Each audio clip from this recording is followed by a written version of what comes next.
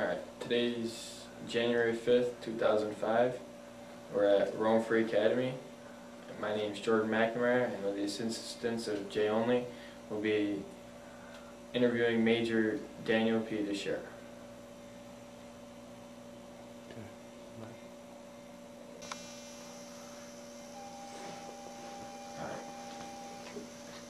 You enlisted in the military on August 26th, 1985. What were your motives for entering the military? Just something I've wanted to do for a long time. Had the opportunity of possibly getting an appointment to West Point, and kind of decided against that, but the military was always in the back of my mind, so it was just something I wanted to do. Why did you decide against going to West Point? Because I was 18 at the time, and knowing everything, I wasn't sure if I wanted to put back a whole lot of time after I got done with school, really not realizing that here I am 20 years later, still in the military. Alright. Where did you go for your basic training? Fort Sam Houston, Texas. Okay. And what was the training like? It was basically familiarization to the military, wear and carry the uniform, protocols, weapons familiarization, a lot of basic stuff. Okay. Now you became a major. How did that happen? How did you become a major? Just over time, or do you have to go to any school or anything? Yeah, there's schools you have to take, officer basic course, officer advanced course. There's just a progression of military courses. Right now I'm enrolled in Command and General Staff School. Oh. Alright, what was the first unit you were assigned to? 331st General Hospital out of Utica, New York.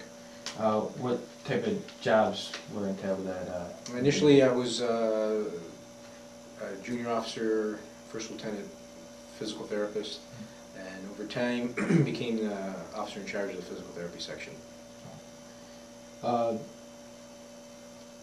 When were you, what was your duty during Operation Desert Storm? Desert Storm, I was activated just prior to the ground war starting. I was deployed to Walter Reed Army Medical Center with a group of other therapists. We started out there for a few days, determined I need to be kept busier, so I talked to the commander there, and volunteered to go overseas if I was needed for that. And he got me to, well, he told me that I'd have the opportunity of either going to the Pentagon PT department, which I thought would be kind of awesome, or Fort Myer. Of course, I ended up at Fort Myer. My first patient there was the Rottweiler we talked about earlier. And then from there I went to Fort Belvoir in Virginia and was there for about 3 months. Okay. Now where's Walter Reed? Walter Reed's in Washington, D.C. Okay. Alright. Now what were your special memories while, do you have any special memories of the people that you took care of during Desert Storm? The first one? Well, obviously the Rottweiler was a unique patient of mine. I never did any veterinary physical therapy, but I did mostly, it was mostly enough. The war was a relatively short war, so the amount of injuries coming back from that war was better than expected, obviously. So I was basically working in the outpatient area, seeing injured soldiers, their family members or retirees. I instituted a troop medical clinic with the permission of the department chief, where I was seeing soldiers closer to their exercise site, and then kind of freeing up the in-hospital PT section, so that if someone needed an X-ray, they didn't have to come back to the PT section. I would do a referral for an X-ray or whatever might be right closer to their exercise area. Okay. All right. Now, you said you went to the Dominican Republic in 2000. What were your duties there? I went there as preventative medicine officer and assisted with some security stuff, which wasn't really an issue because the host nation provided more of the security that was needed. I was kind of just overseeing our own internal type security. But we saw, I was like a level 1 medical clinic, staffed with a variety of physicians, nurse practitioners, and some ancillary departments like pharmacy, I think a small lab area. And we just kind of did level 1 medical screenings, made recommendations, provided preventative medicine, toothbrush, toothpaste, how to wash, bathe and don't drink out of the same water upstream for where you might be doing toiletry stuff, you know, Yeah. stuff like that. Okay. How the people there treat you? People were great. Love seeing the kids. Kids are just cute no matter where you go. But the people really appreciated what we were doing there. They would line up from 6 in the morning, and the line would never deplete all day long. I mean, they would come back with their own coffee brew, and I mean, one little lady, and she was ancient. She came with this coffee, and she says, "From my field to my grinder to you," you know, that kind of thing. It was kind of neat. So. Yeah. Okay. When did you leave the Dominican Republic? How long were you there? I was there for 2 weeks. Okay. So we just provided the service, and then we redeployed back home. Okay. Now, when were you sent to the Middle East for Operation Iraqi Freedom? We left the Saturday after Thanksgiving in 2002, as part of Operation Enduring Freedom at the time, and deployed to Camp Doha, Kuwait, and we were there through the early part of Operation Iraqi Freedom, leaving there in July of '03. Okay. So, were you just stationed at that base, or did you have to move up farther? That was my primary site. From there, I went forward and worked out at Battalion A stations on any given day, try to kind of help with the commanders and their assets of forward deploying units, forward staging units. I would work out of Battalion A stations one at any different day, and try to see any non-emergent musculoskeletal injury, instead of having the commanders transport them all the way down to Camp Doha. The PAs or nurse practitioners that worked at those Battalion aid stations would know I'd be coming up. So anything that was not emergent, they'd kind of try to hang on to until they knew the day I was coming in, and I'd screen them there and give them whatever care that I could at that site, and then move on the next day to a different one. Okay, so what's a Battalion 8? Battalion aid station. Oh, okay. It's like I guess just small emergency triage area. Okay, all right. Now, what was your equipment like while you were over there, the medical equipment? The hospital itself, my 865th Combat Support Hospital, we worked out of, majority of the unit worked out of the Kuwaiti Armed Forces Hospital, which was in Kuwait City. So their equipment that they had there was fairly modern, fairly up to date, with, to our standard. I worked out of a small clinic on Camp Doha itself. We had some durable medical equipment, some splints, some braces, rubber tubing for exercise, that kind of thing. A lot of it was manual therapy. At the time, we had very little electrical modalities to work with. Okay. What were the feelings of the soldiers during the time leading up to the fighting? Was it? Everybody seemed to be, pretty gung ho. We had the soldiers I saw at the clinic wanted to get their problem taken care of so they can get back to their unit. There was a lot of camaraderie. If they were taking out of their position for any extended time, somebody else would have to fill it. So it just would tax a unit to some amount. So majority of the soldiers I saw wanted to get back to their unit, get back to their brothers, and do what they had to do. So there was the soldiers are close knit. Yeah. Within a unit, they're pretty close knit. Okay. Now you said you came under fire on March 21st, 2003. Can you describe that experience? Yeah, it was in the early stages. Alarm would go off on a firing of a Scud missile from Iraq. And whenever they went off, an alarm would sound because you necessarily wouldn't be sure exactly where it was going. So we'd have to put on our J list, which are the chemical suits, and our mask, and just wait for the all clear, which some cases, initially it was an extended period, and as things progressed, the all clear was given in somewhat shorter amount of time based on previous experience. Okay, how the Patriot missiles, were they accurate? Did they work? Yeah, they worked. They were an awesome sight to see when they would go off. We were adjacent at Camp Doha. We had a Patriot battery adjacent to us, and it was pretty awesome knowing they were right there, and they were pretty much taking care of business for us. Did you ever see one go off? Not right from the launcher, but I saw a couple screaming across the sky. Did they go real fast? Yeah, they move along pretty quick. They're accurate too? The technology has improved from the first Gulf War when they are more accurate. Okay. Alright, now, throughout the invasion, were you in Kuwait, or you ended up moving up into Iraq? I ended up staying in Kuwait, didn't go into Iraq during the push forward. Okay.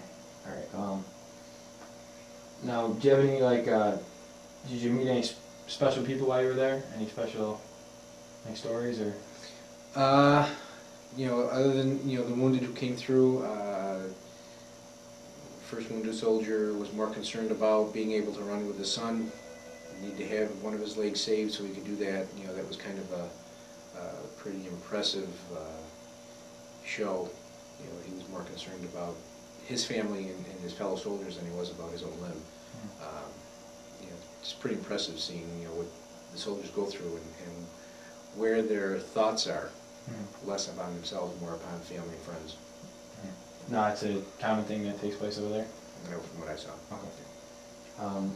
What was the food supply like? We had catered meals at the dining facility. Initially, when Iraqi Freedom kicked off, we were on the MREs, which were the dehydrated military ready-to-eat packets, which, you know what, I could survive on them. I have no problem with them. Some people will tell you differently, but you have to eat, you have to eat. And like I said, I drank more water in those 8 months than I think I had my entire life. Was it just water, or did you drink Gatorade, or? Yeah, people would send home, from home we'd get packets of Kool-Aid and iced tea and that kind of stuff, because as much non-taste that water has, you can only drink so much of it. So it's good to have something else to put into it. Any side effects from the food? No. No. Just the water? Just the water. I ended up with a kidney stone, which ran its course. Alright. Now, what'd you do while you were not treating patients? What'd you do in your free time? Downtime? They would have activities, MWR, which is moral readiness, recreation. They have facilities there, an extensive gym. They had a little place where you could go and get a hamburger or hot dog and play board games, cards. We just hung out and did what we had to do. Did the military ever have any guests come in? Yeah, the USO came in a few times. I got to meet some pretty impressive people. I got to meet Roger Clemens, get a picture with him. Got a picture with General Meyer, Chairman of Joint Chiefs, so that was kind of a neat thing. Yeah, the USO was they were pretty good to take care of the troops.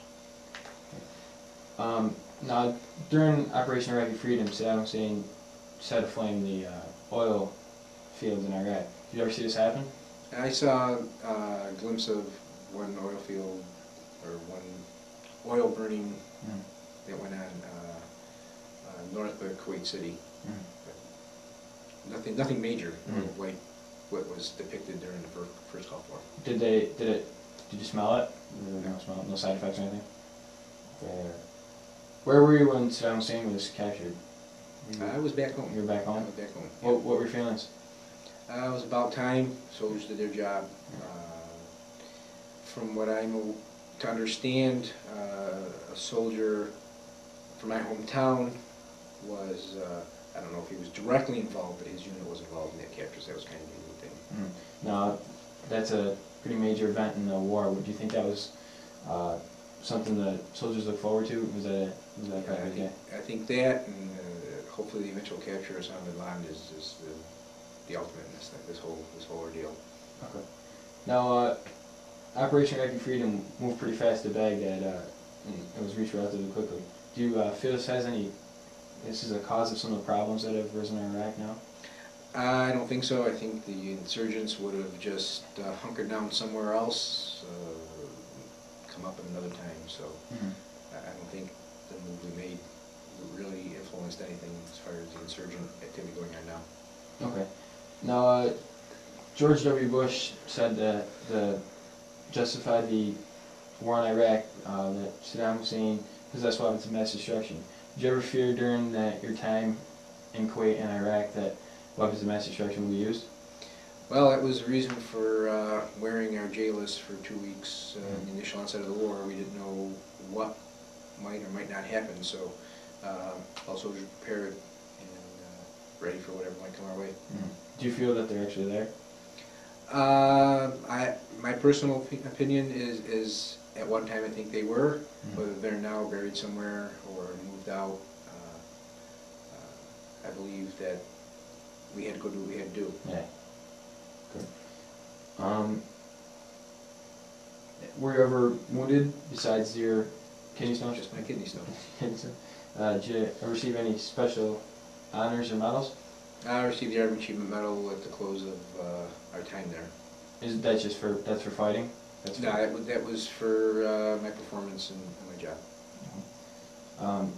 Do you have any advice to those going into the military today? Well, like I said earlier in your classroom, I enjoy the military aspect of what I do. I think the soldiers that are now involved feel a sense of pride of what they're doing.